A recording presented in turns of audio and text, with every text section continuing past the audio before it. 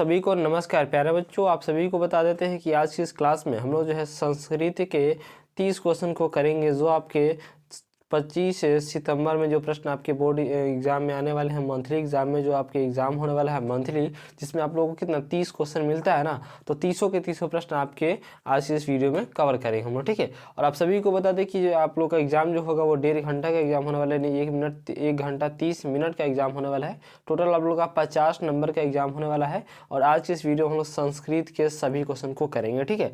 जो आप लोग का एग्जाम कही है 25 सितंबर को जो एग्जाम है वो पेपर आ चुका है, ठीक है।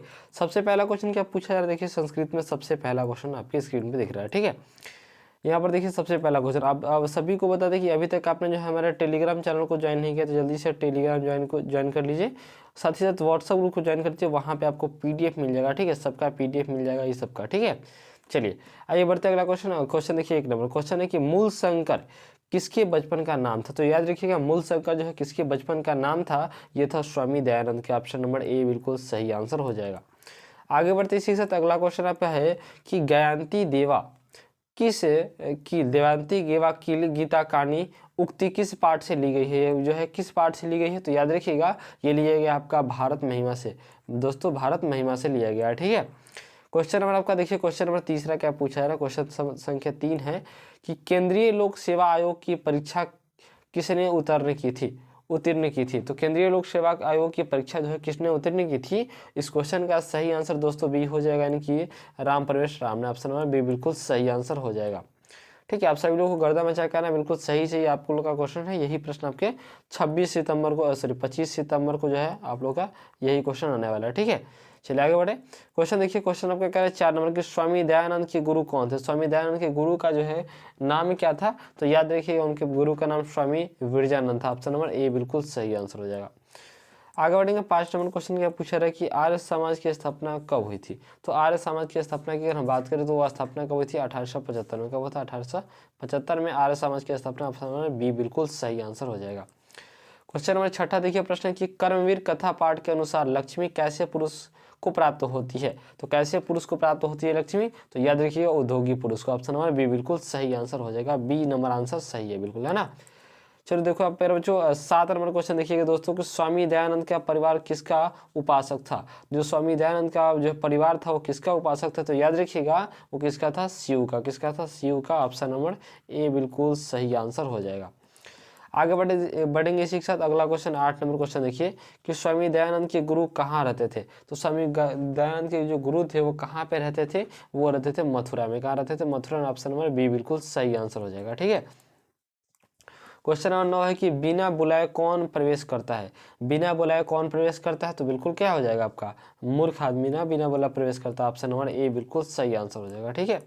क्वेश्चन नंबर 10 देखिए, क्वेश्चन संख्या 10 है कि काम क्रोध और लोभ से किसकी प्राप्ति होती है। काम क्रोध और लोभ से जो है किसकी प्राप्ति होती है। तो याद रखिएगा किसकी, नरक की। ऑप्शन नंबर ए बिल्कुल सही आंसर हो जाएगा, ठीक है।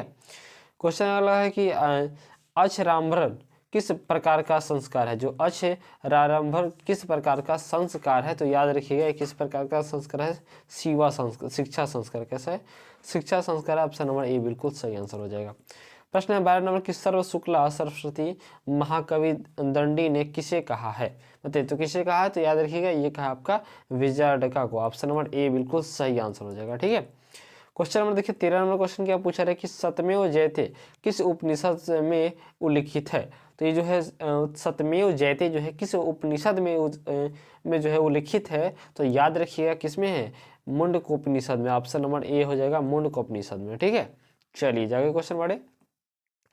क्वेश्चन नंबर अगला देखिए, कौमुदी महोत्सव किस शासनकाल में मनाया जाता है। बताइए कौमुदी महोत्सव जो है किस शासनकाल में जो है वो मनाया जाता है। तो याद रखिएगा इस क्वेश्चन का सही आंसर हो जाएगा गुप्त काल में। कहाँ पे, गुप्त काल में मनाया जाता है कौमुदी महोत्सव, ठीक है। आगे बढ़ेंगे 15 नंबर क्वेश्चन देखेंगे, स्वामी दयानंद की मृत्यु कब हुई थी। स्वामी दयानंद की मृत्यु की अगर हम बात करें तो कब हुआ था, वो 1883 ईस्वी में हुआ था। ऑप्शन नंबर बिल्कुल बी हो जाएगा 1883 बिल्कुल, है ना। क्वेश्चन देखिए 16 नंबर क्वेश्चन कह रहे हैं कि संधि कितने प्रकार के होते हैं। तो संधि की अगर हम बात करें तो कितने प्रकार के संधि होते हैं। तो याद रखिएगा 3 प्रकार के। कितने, 3 प्रकार के संधि होते हैं। ऑप्शन नंबर सी बिल्कुल सही आंसर हो जाएगा, ठीक है। आगे बढ़ेंगे इसके साथ 17 नंबर क्वेश्चन को देखेंगे। 17 नंबर क्वेश्चन देखिए, प्रश्न आपका करे कि गुण संधि का उदाहरण कौन है, इनमें कौन जो है गुण संधि का उदाहरण है, तो याद रखिएगा गुण संधि का उदाहरण डी हो जाएगा, विद्या प्लस आलय, विद्यालय गुण संधि का उदाहरण ऑप्शन नंबर बिल्कुल डी आंसर हो जाएगा। ठीक है, बढ़ेंगे 28 नंबर क्वेश्चन की तरफ। क्वेश्चन आपका करे कि यचति किस लकार का रूप है, यचति जो है वो किस लकार का रूप है, तो याद रखिएगा किस लकार का है, वो लट लकार का है, ऑप्शन नंबर ए बिल्कुल सही आंसर हो जाएगा। ठीक है, क्वेश्चन नंबर देखिए, क्वेश्चन यही मिलेगा आपको बिल्कुल है ना, 25 तारीख यही प्रश्न मिलेगा, सबको रट लीजिए। देखिए, पटना में किस कदंत प्रत्यय का प्रयोग हुआ है, बताइए। इस प्रश्न का सही आंसर का ऑप्शन नंबर बी हो जाएगा ल्यूट का, ल्यूट का ऑप्शन नंबर किसका हो जाएगा, ल्यूट का हो जाएगा ना, बिल्कुल कौन सा हो जाएगा वो, बच्चों याद रखिए इस क्वेश्चन का सही आंसर है क्या हो जाएगा, बिल्कुल आपका बी हो जाएगा ल्यूट का। ठीक है, बढ़िया गया। अगला क्वेश्चन देखिए 20 नंबर क्वेश्चन देखिए, प्रश्न संख्या 20 को देखेंगे। प्रश्न कह रहा है कि अपसाष्टध्यायी किस समास का उदाहरण है, अपसाष्टध्यायी जो है वो किस समास का जो है उदाहरण है, तो याद रखिएगा किस समास का उदाहरण है प्यारे बच्चों, वो है द्विगु समास का, किसका, द्विगु। 20 का ए सही आंसर हो जाएगा, बिल्कुल है ना, 20 का ए सही आंसर। प्रश्न 21 नंबर की गायिका पद में किस स्त्री प्रत्यय का प्रयोग हुआ है, बताइए। तो गायिका पद में जो है किस स्त्री प्रत्यय का प्रयोग हुआ है, इस प्रश्न का सही आंसर सी हो जाएगा, टाप का, किसका, टाप का, ऑप्शन सी बिल्कुल सही आंसर हो जाएगा। बढ़ेंगे आगे इसी से, अगला क्वेश्चन देखिए कि अधुना अह गृह गम्यमानी वाक्य में प्रयुक्त अव्यय पद कौन सा है, तो अव्यय पद कौन सा हो जाएगा, 22 का सही आंसर बिल्कुल सी हो जाएगा, अधुना। कौन सा हो जाएगा, अधुना जो हो जाएगा आपका क्या हो जाएगा, अधुना जो है आपका क्या हो जाएगा, अव्यय पद हो जाएगा। ठीक है, बढ़ गया अगला क्वेश्चन देखिए 23 नंबर क्वेश्चन है कि सचुत्स्व संधि का उदाहरण निम्नलिखित में कौन है, सचुत्स्व संधि का उदाहरण निम्न में से कौन सा हो जाएगा, तो याद रखिएगा इस प्रश्न का सही आंसर सी हो जाएगा, तत् प्लस टीका। ठीक है, ऑप्शन सी बिल्कुल सही आंसर हो जाएगा। ठीक है, बढ़ेगा अगला क्वेश्चन देखिए, मानव पद में किस प्रत्यय का प्रयोग होता है, मानव पद में किस प्रत्यय का प्रयोग होता है, तो याद रखिएगा किस प्रत्यय का, वो अन का, किसका होता है, अन, ऑप्शन नंबर ए बिल्कुल सही आंसर हो जाएगा। ठीक है, बढ़ेंगे 25 नंबर क्वेश्चन की तरफ कि पठितवान में किस प्रत्यय का प्रयोग हुआ है, तो पठितवान में किस प्रत्यय का प्रयोग हुआ है, तो याद रखिएगा ये हुआ है आपका कत्वतु, किसका, कत्वतु का हुआ, ऑप्शन नंबर बी बिल्कुल सही आंसर हो जाएगा। ठीक है,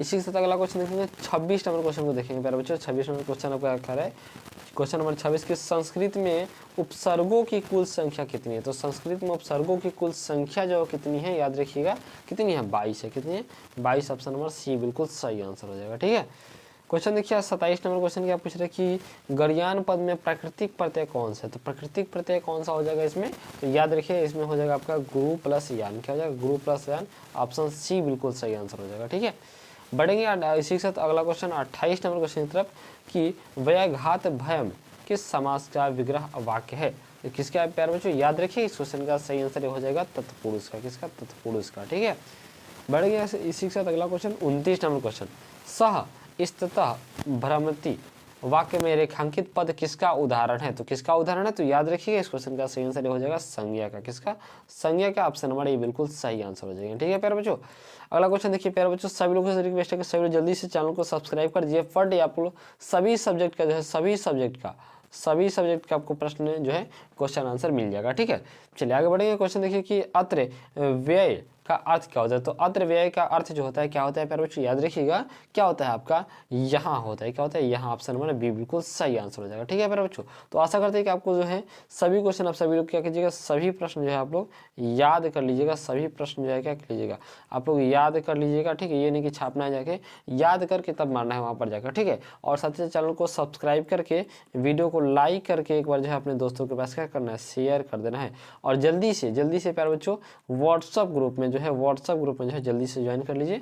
नंबर भी आप लिख सकते हैं 7763 16 12 664 ठीक है, इस नंबर पर व्हाट्सअप कर सकते हैं, वहाँ पर भी आपको व्हाट्सअप ग्रुप से ज्वाइन कर दीजिएगा। थैंक्स फॉर वॉचिंग, जय हिंद।